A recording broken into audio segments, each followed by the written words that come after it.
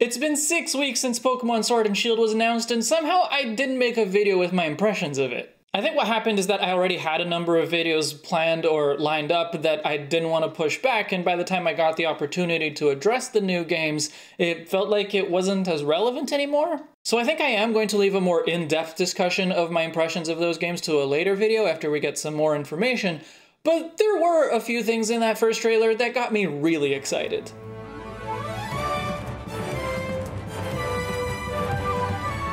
First of all, can I just say how incredible the music in that trailer was? You may have heard me say in a previous video that I have the habit of playing the games with the sound off, but I guarantee you that will not be the case in these games. Just listen to it.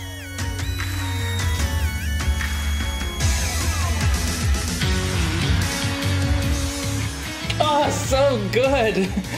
I love that modern rock take on the Pokemon theme with a little bit of industrial rock thrown in it. Beautiful, I love it. I already can't wait to buy the soundtrack. And I have to say, right now the choice of starter is really tough. All three of them look fantastic and really promising. I'm really digging the idea that each of them is based on a different form of entertainment, with Grookey being music, Sobble being theater, and Scorbunny, a terrible name by the way, being sports. I do think the Scorbunny and soccer connection is flawed, but I definitely see a more general sports theme to it, and if, as it evolves, it goes more in that football direction, that's awesome. Sobble has a lot of really cool potential to it. It could evolve in a ton of ways. My favorite idea so far is that it would evolve into a dragon, which seems fitting for a region based on England. I've always wanted to see dragon become a more common Pokemon type, and I mean that in every sense. I would like there to be more dragon-type Pokemon overall, but more specifically, I would like dragon Pokemon to be less rare, and honestly, I just want some weak and forgettable dragon Pokemon, like a dragon-type Love Disc. I'd like to see dragon be a type that's on the same level as all the other types, and having a dragon-type starter would feel like a step in the right direction. But Grookey, I think it's fairly well established at this point that Grookey is the music starter, but what its secondary typing might be as it evolves is up for debate. I don't think it has quite as many possibilities as Sobble, but there's one in particular that I find really exciting. If Grookey evolves into a rock type based on rock music, I don't think I'll have any option but to choose it. There's so many great names you could give it. If it does turn out to be a drummer, I could name it after Nick Mason from Pink Floyd, or Phil Collins, or Dominic Howard from Muse. But there's one thing, one very little thing in that trailer that when I saw someone point it out, it immediately flooded me with excitement. Eduardo from Nintendoxo pointed out on Twitter that this frame from the trailer includes a glimpse in the very background of what looks like a flower shop and a bookstore.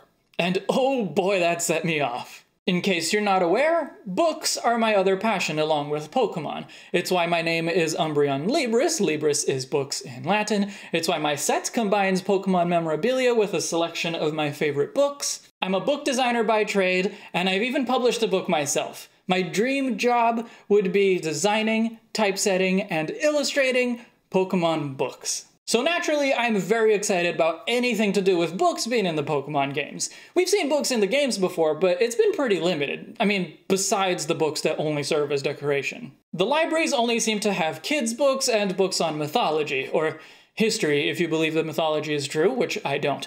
But that's about it, which is why the inclusion of a bookstore is really exciting. A bookstore would give us the opportunity to see what the more commercial side of it looks like. Are there memoirs written by any gym leaders or Elite Four members? Have any of the professors written popular science books explaining their research to a layman audience? What does fiction look like coming out of the Pokemon world? The closest thing we've seen to commercial publishing in Pokemon are the snippets that Chantal reads from her novels before you battle her, and some of those snippets sound really interesting. Listen to this. The tiny but strong Pokemon looked up at its trainer and saw the seeds of doubt taking root as together they faced their toughest opponent yet. The Pokemon sounded a soft cry of reassurance, and the battle began. Or how about this one? I have no idea what day it is today, but I will never forget it for the rest of my life. I want to read the rest of these novels. And Chantal is just one author. There is so much that could be explored here. Imagine if Pokemon had collectible and readable books like in Skyrim.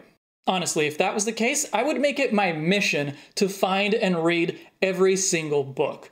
I mean, I'm especially interested in Pokemon fiction, but even if all of those books were mythology or history books, I would still want a complete library. What I think is the biggest opportunity here is to give us multiple perspectives. For example, we've always been given mythology as if it were history, but where are the people who dispute that? Where are the people who oppose Arceus worship or who disagree with the professor's research methods? Surely there are books out there about these topics. All that being said, looking at this image, it doesn't really look like it's the kind of place that you can go into. It looks more like a decorative storefront, the kind of thing that's in the game for ambience, but that has no function.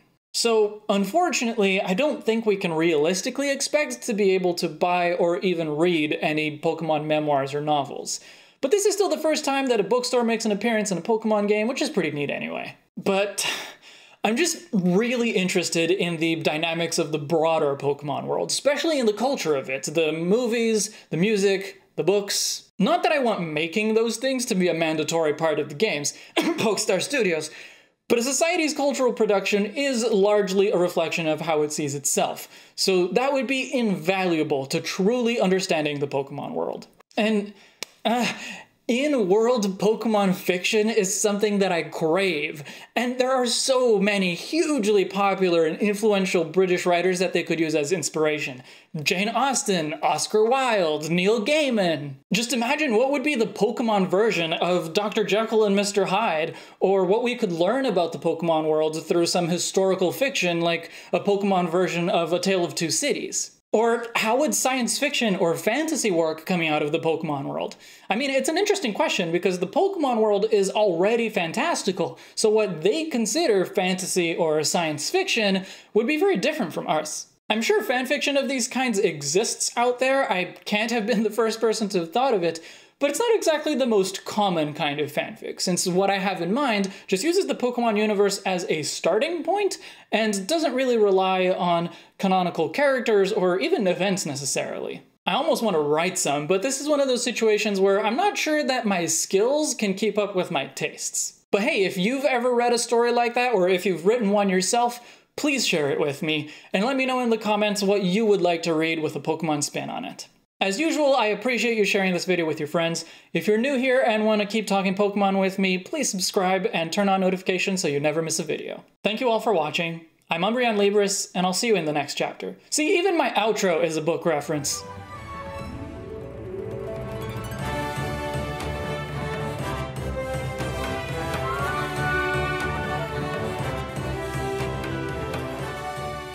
Shut up, Seagull!